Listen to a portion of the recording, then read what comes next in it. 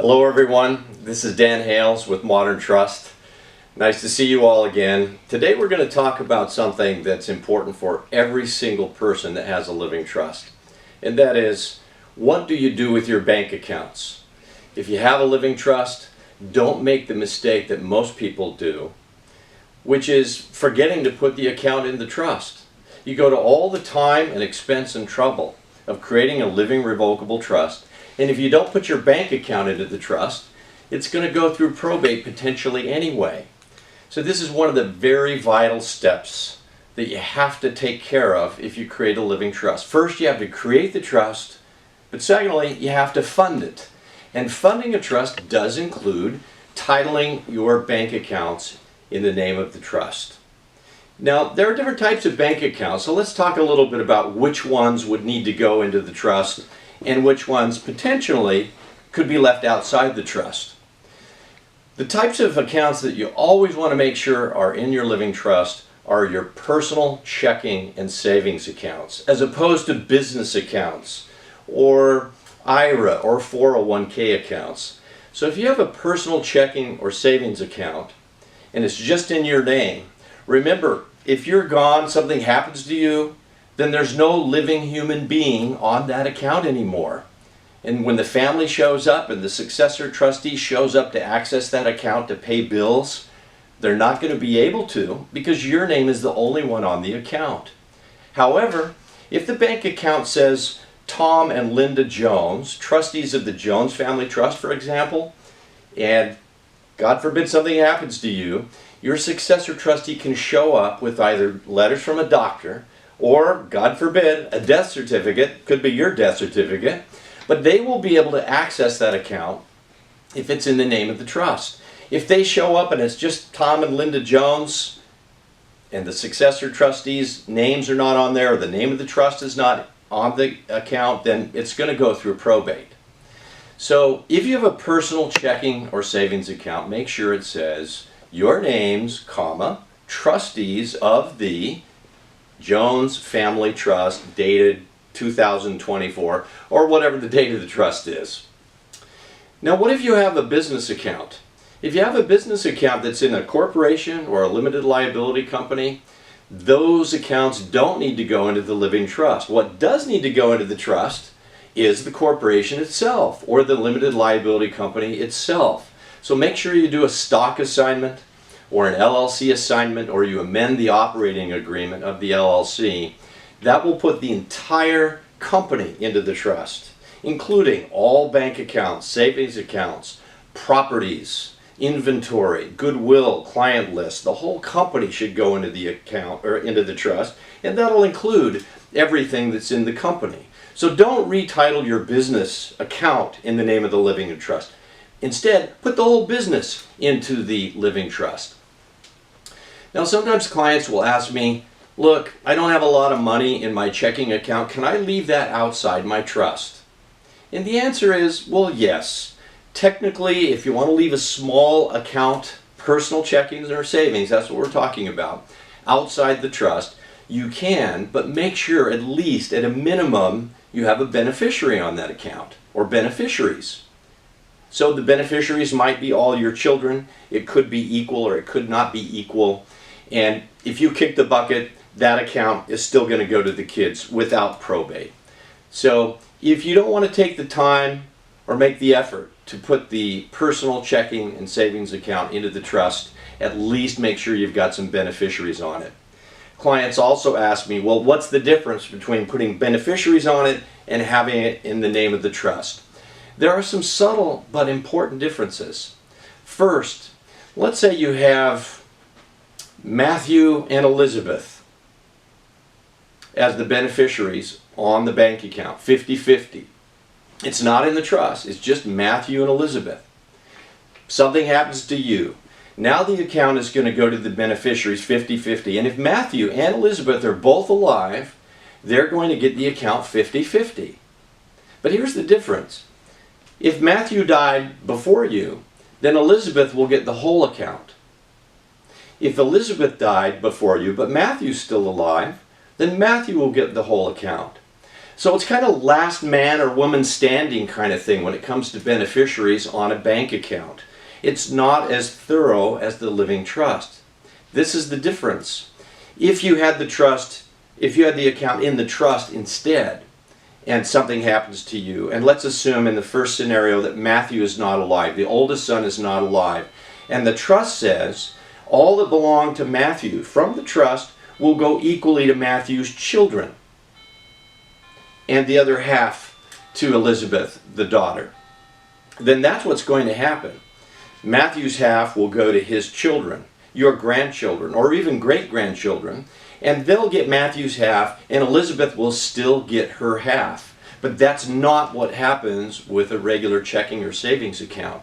It'll just go to the last man or woman standing. If you're okay with that, then it's okay to leave the account outside the trust. Again, if you have beneficiaries on the account.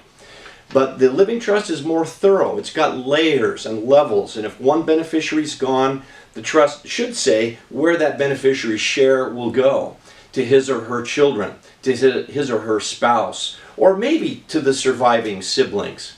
But the trust is very thorough and intricate, and again, it's got many levels. And if you put the account, your checking or savings account, in the living trust, then it's going to go exactly where you want it to go. Maybe even to those grandchildren for their education.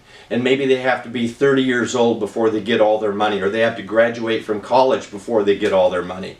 But a bank account beneficiary doesn't have any of those requirements. It just goes to the last person living, if there's even anyone alive. So use the living trust to title and hold your bank accounts.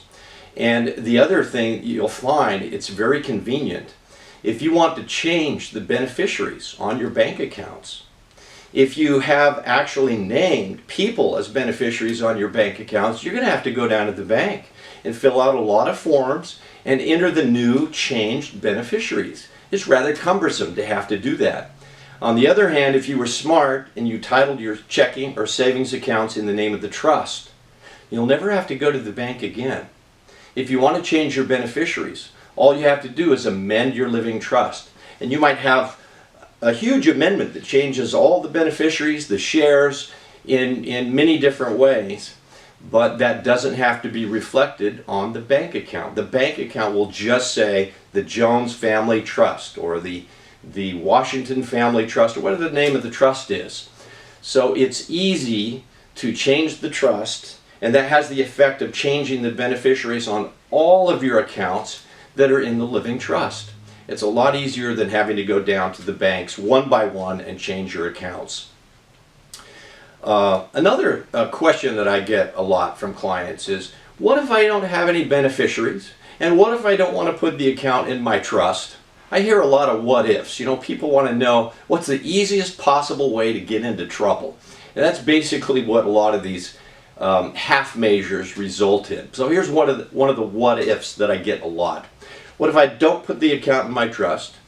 What if I don't have beneficiaries? And what if I just want to name one child or a friend as a co-signer with me on the account? If I do that, do I have to put my account in my living trust? Well, the answer is, it's up to you.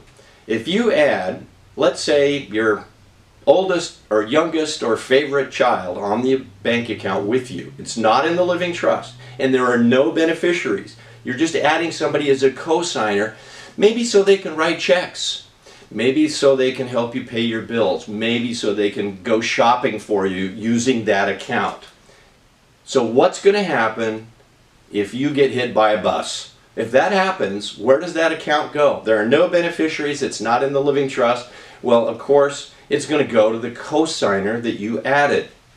So if you added your youngest child onto a checking or savings account, in this case probably a checking account, and something happens to you, that child is going to get that money. If you're okay with that, then it's all right to leave that account outside the trust, and it's not going to go through probate. The next question I get from people is, well, what if I do that? Doesn't that child have to use that money that they received to maybe pay for my funeral And can I trust that child? Because there's a lot of money in this account, theoretically.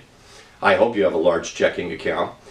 But if I'm gone, there's a lot of money in that account. Doesn't my son, my youngest son that I named on the account with check writing privileges, doesn't he have to use that money to share with the family, be a good son, and be equal and fair to his siblings? Because I told him verbally, you know, if something happens to me, I want you to share this money on this account that you're on with all your brothers and sisters. So the question is, does he have to? And of course, the answer is no. If you name a child on an account with you with check writing privileges and you're gone, that becomes their money. It becomes their account.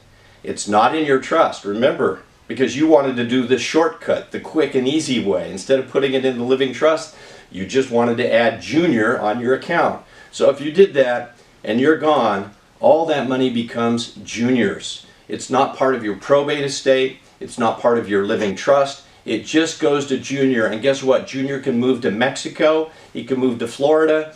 He can spend the money in Las Vegas. He can do anything with that money, and it doesn't matter. It's his money. And guess what? That's okay if that's what you want. So remember, everybody's got bank accounts, and there's a lot of different ways to handle those accounts. Usually the best way is to put it in the living trust. You're the trustee. You can still write checks when you're gone. It won't go through probate.